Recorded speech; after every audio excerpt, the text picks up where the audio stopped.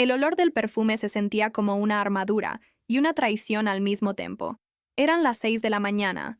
La luz grisácea de la ciudad entraba por la ventana del dormitorio, y yo estaba de pie frente al espejo, desnuda, sintiendo el rocío frío de una fragancia que no me pertenecía. Era el olor de Mateo, de la habitación de hotel, de la mentira que había construido meticulosamente durante meses.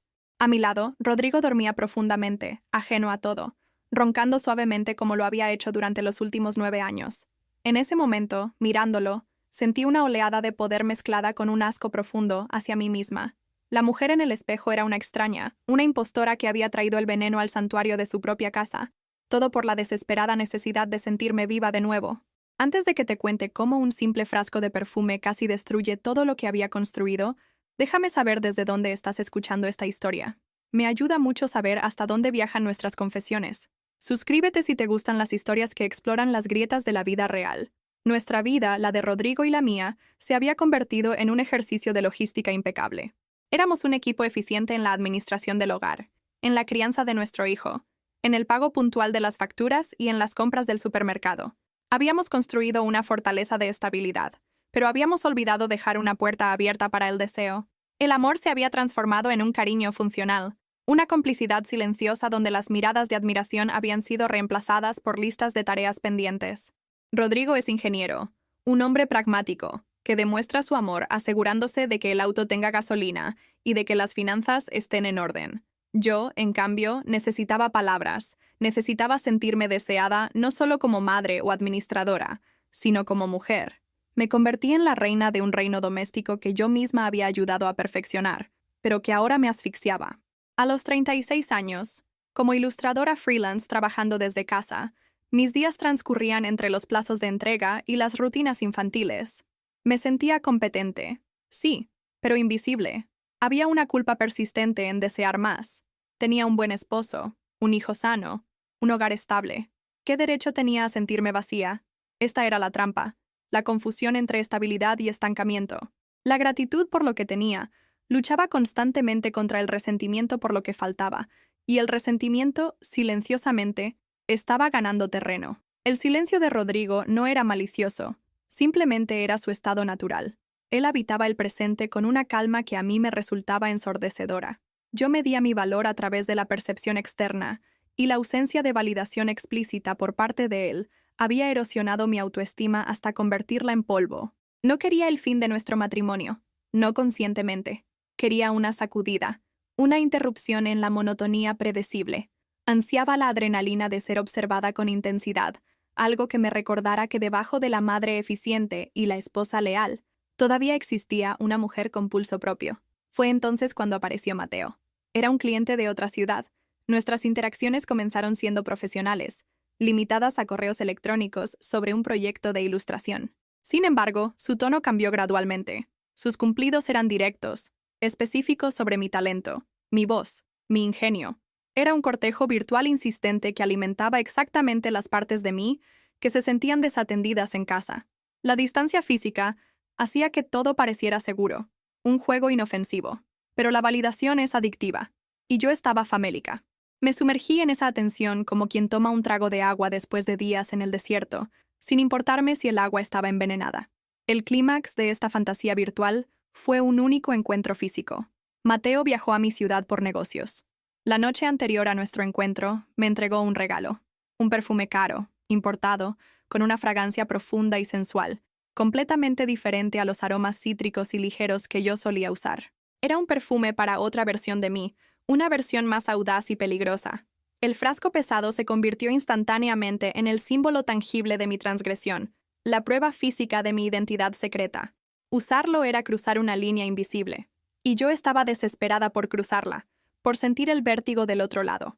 Aquella mañana, después de la noche con Mateo, me duché largamente, intentando lavar la culpa, pero conservando el recuerdo. En un acto de imprudencia absoluta, una mezcla tóxica de autoafirmación y desafío, apliqué generosamente el perfume nuevo. Lo hice antes de que Rodrigo despertara, como si quisiera reclamar mi cuerpo con un nuevo escudo. Bajé a preparar el café, sintiendo el aroma envolverme, una nube de secreto en la cocina familiar.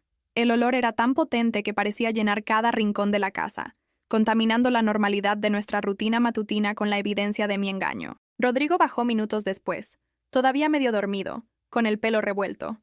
Se movió por la cocina en su habitual silencio funcional. Yo estaba de espaldas a él, sirviendo el café, con los músculos tensos, esperando casi un castigo divino. Él se acercó por detrás para alcanzar una taza en el armario sobre mi cabeza. Su movimiento fue rutinario, pero de repente se detuvo. Quedó inmóvil por un segundo, su rostro cerca de mi cuello. Inspiró profundamente. Yo contuve la respiración. Entonces dijo: «Vaya, qué perfume tan bueno. ¿Es nuevo? Hueles increíblemente bien». El mundo se detuvo. Ese elogio inocente, la validación que yo había buscado desesperadamente fuera de casa, ahora venía del hombre al que acababa de traicionar. Fue como una bofetada. Si me hubiera gritado, si me hubiera acusado de algo, habría sido más fácil de soportar.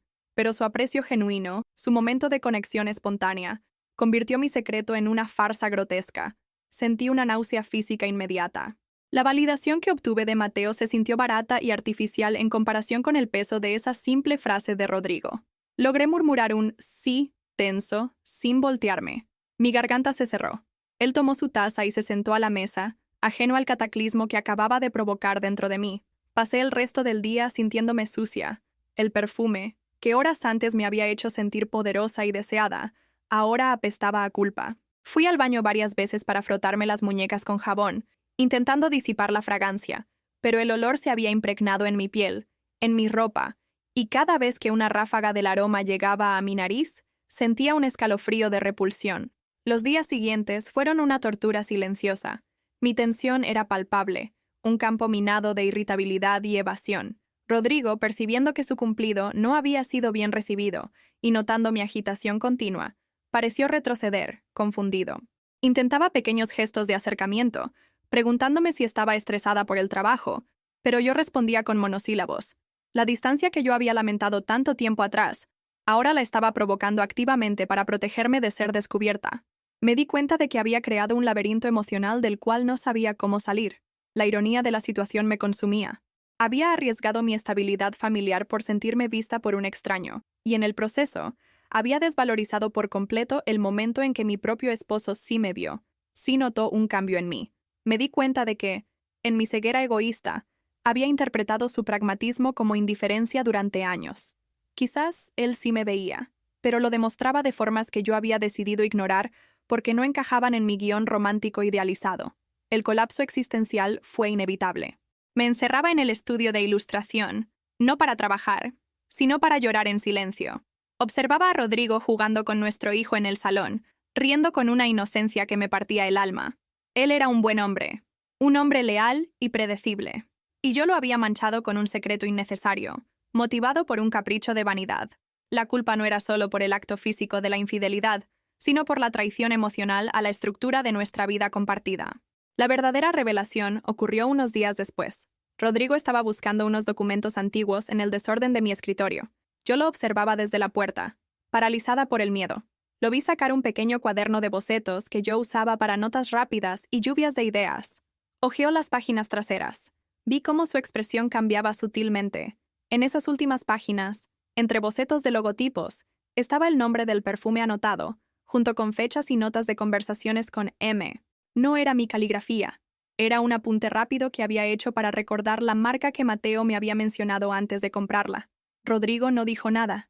Cerró el cuaderno lentamente y lo volvió a colocar exactamente donde estaba. No me confrontó. No preguntó quién era M, ni por qué tenía anotado el nombre de ese perfume específico que él había elogiado. Pero su silencio cambió drásticamente. Ya no era el silencio cómodo de la rutina. Era un silencio cargado de sospecha, pesado y denso. La inocencia de su cumplido inicial se había transformado en una pregunta dolorosa que flotaba entre nosotros, sin respuesta. ¿Te está gustando esta historia? Deja un like y suscríbete al canal. Ahora continuamos con el vídeo. El miedo a perderlo todo se volvió abrumador. La fantasía de Mateo se disipó por completo. Las notificaciones de sus mensajes en mi teléfono, que antes me provocaban un vuelco de emoción, ahora me generaban pánico. Él era un espejismo. Rodrigo y mi hijo eran la realidad tangible que estaba a punto de fracturar. La adrenalina de la transgresión fue reemplazada por el terror frío de la consecuencia. En un acto de purga desesperada, tomé el frasco de perfume casi lleno. Lo miré por última vez. Representaba todo lo que había anhelado: misterio, pasión, novedad. pero ahora solo veía en él la mentira. Lo arrojé al fondo del cubo de la basura, debajo de restos de comida y pañales usados, esperando que el olor desapareciera junto con mi culpa. Luego, borré el número de Mateo y corté toda comunicación. Sabía que no era suficiente, que el daño ya estaba hecho en el aire que respirábamos en casa. La reconstrucción, o el intento de ella, comenzó con una confesión parcial. No podía decirle la verdad sobre Mateo. Era demasiado cobarde para eso, y temía que fuera el golpe final e irreparable. Pero sabía que tenía que exponer la herida original. Esa noche, me senté frente a Rodrigo en el sofá, después de que nuestro hijo durmiera. El silencio entre nosotros era insoportable. Finalmente, rompí a llorar. No de forma dramática, sino con un llanto agotado, profundo. Le confesé cuánto tiempo llevaba sintiéndome sola, invisible, como si fuera solo una pieza funcional en la maquinaria de nuestra vida. Le dije que extrañaba al hombre del que me había enamorado, y le pregunté, con miedo genuino a la respuesta, si él también se sentía así, si él también me había perdido en el camino. Fue la conversación más honesta que habíamos tenido en años, aunque estuviera construida sobre una omisión fundamental. Rodrigo me escuchó en silencio. Pude ver la lucha interna en sus ojos. Sé que él conectó los puntos: la tensión, el perfume, el cuaderno, mi confesión de soledad. Tenía todas las piezas para acusarme, pero eligió no hacerlo. En lugar de centrarse en la sospecha de la infidelidad, eligió responder a mi dolor declarado. Admitió que él también se había sentido desconectado, que se había refugiado en el trabajo y en la provisión porque era lo único que sabía hacer bien cuando sentía que la conexión emocional fallaba. Decidimos iniciar terapia de casal. Fue un paso torpe, lleno de silencios incómodos y verdades a medias.